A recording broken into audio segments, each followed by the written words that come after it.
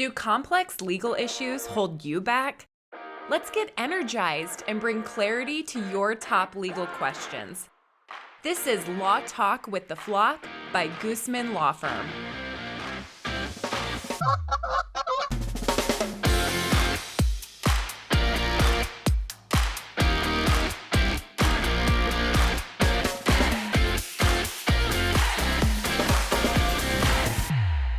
Hello, I'm your host, Gina Gooseman, CEO and Managing Partner of the Gooseman Law Firm, author and business owner.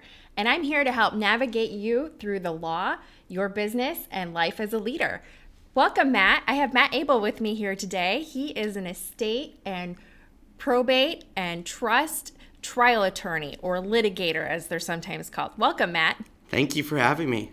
Excited for you to be on the podcast. So Matt Abel is part of the Gooseman Law Firm, and like I said, he does a lot of this litigation or trial work having to do with trusts and probates. And tell me, really, what is a probate? Let's get that out of the way first. So a probate is a fancy word for saying what happens when somebody dies with or without a will, and then we have to go to a court and determine how those assets are going to be distributed to either their spouse or their kids or whomever they've determined those assets should be distributed to.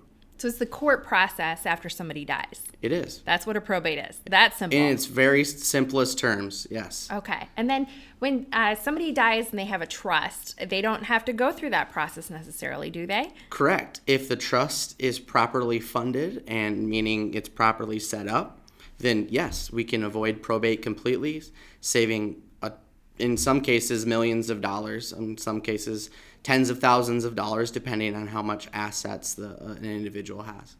And at Gooseman Law Firm, we have this group called Trust Law Council that helps people form those trusts and make sure they're properly funded. But what we're going to talk about today is more if somebody didn't do great planning or if they have really contentious beneficiaries, what happens when they fight? That never happens. People never fight. No, that especially over money. Absolutely not, especially after their parents die. There aren't any movies about this or anything either, are there? Not that I'm aware of. There's a whole reason that you have a career. So tell me a little bit about what does that mean when people have a dispute after somebody's passed away and there's some fighting going on over these assets? Yeah, far too common, it keeps me employed, is that the beneficiaries or the kids or whomever it may be who believe that they are entitled to the assets of somebody who's passed away disagree with what has happened with those assets. So then they come to a person like me, and we look at a number of different things, including whether there was a will, whether there was a trust, or not. And then depending on how that looks, that's how we decide which route we're going to take. So, if there is a will, then we can challenge that will in certain circumstances on different bases, such as undue influence, mistake, fraud, things of that nature. If there's a trust, you can do the exact same thing. A lot of people come and say, hey, you were living with mom or dad. You took mom or dad to the lawyer's office and told that lawyer that to cut all of us out of the will. And so we want our fair share. So that's the general gist of an estate contest, a will contest afterwards. Sometimes people say maybe that's not, there's multiple wills. Maybe they say mom did one in 2009 and now she did another one in 2014, and they're completely different. So which one's going to control the distribution of her assets? So people are trying to throw out that later will so that the prior one is in effect. And probably because the prior one, they had more that they were going to receive under the prior will. Absolutely. Now, what about if they have a trust? And I know South Dakota in particular has a lot of privacy around those trusts. Are people still able to contest them as easily? Trusts are a different animal. During life, the beneficiaries of a revocable trust are not entitled to know about the revocable trust. An irrevocable trust, which means a trust that can't be revoked during the person who created its lifetime, they do get to know about that trust during life, but there are a lot of protections, and that's a little bit more complicated. Most people are dealing with revocable trusts that once that person passes away, they get to find out, hey, there's a trust in play.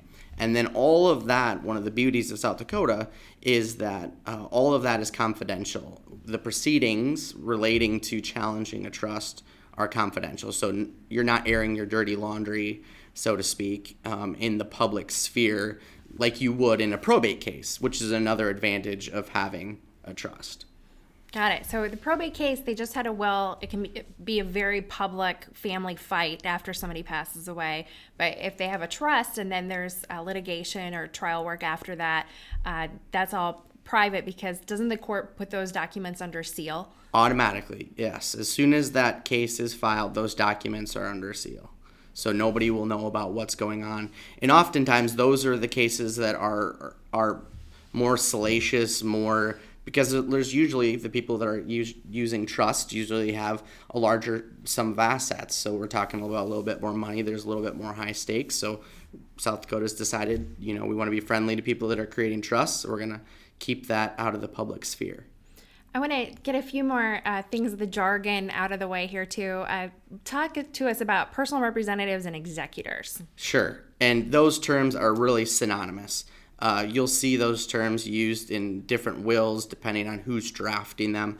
Those terms mean is the person that's charged or that's been decided by the deceased to administer their estate after they've passed away. They're in charge of setting up a probate if it's necessary, or just distributing the assets according to the will if a probate isn't necessary.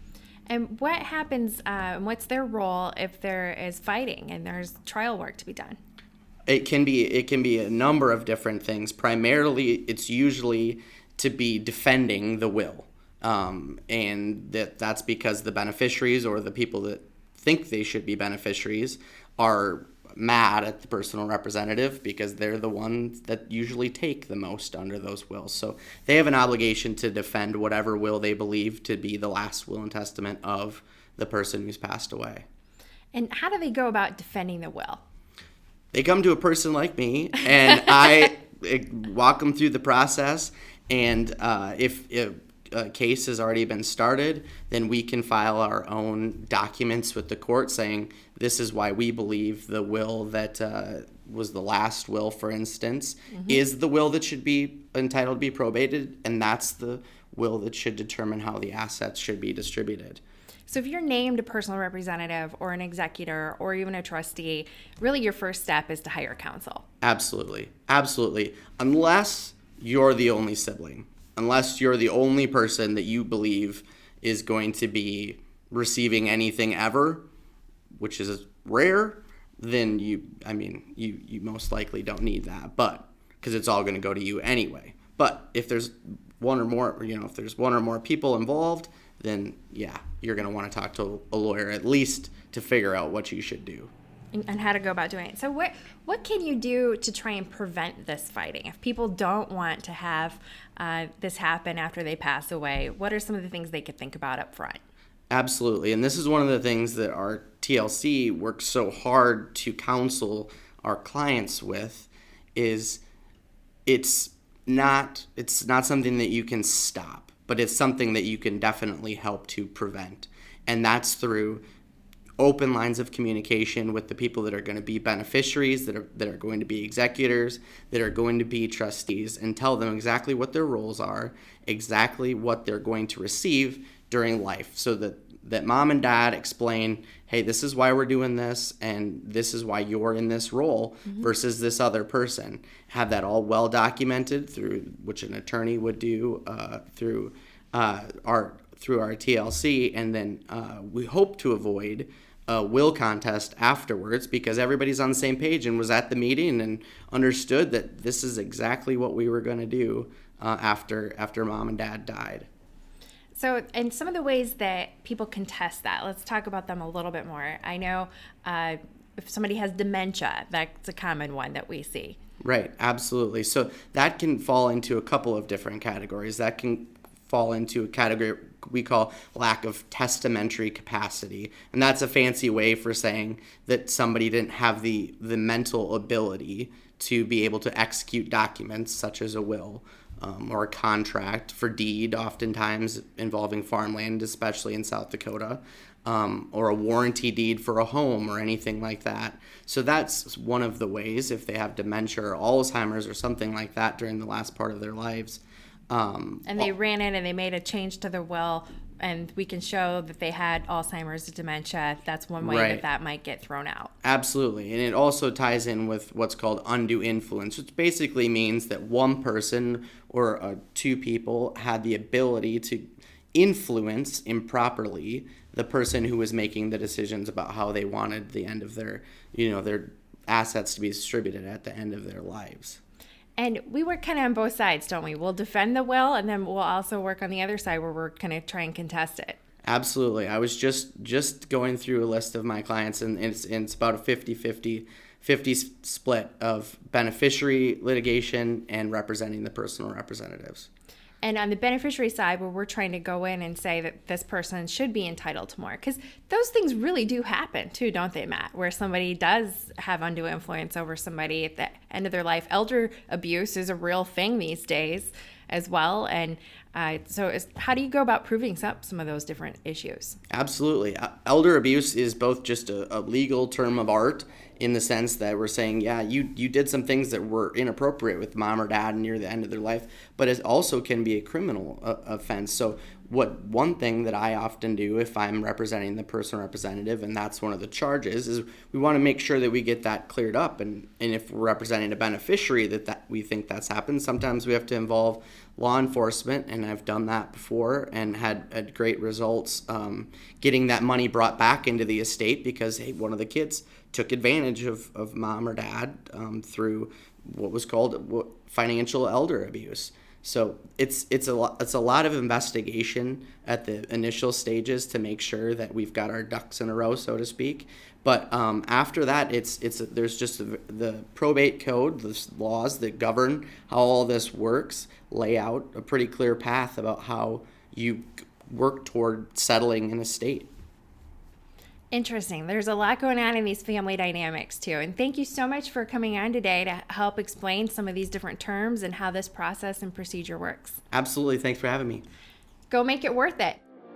Thanks for joining us for Law Talk with the Flock by Guzman Law Firm.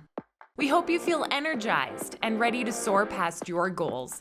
Become a Flock fan and subscribe to our podcast for weekly episodes. Learn more at guzmanlaw.com.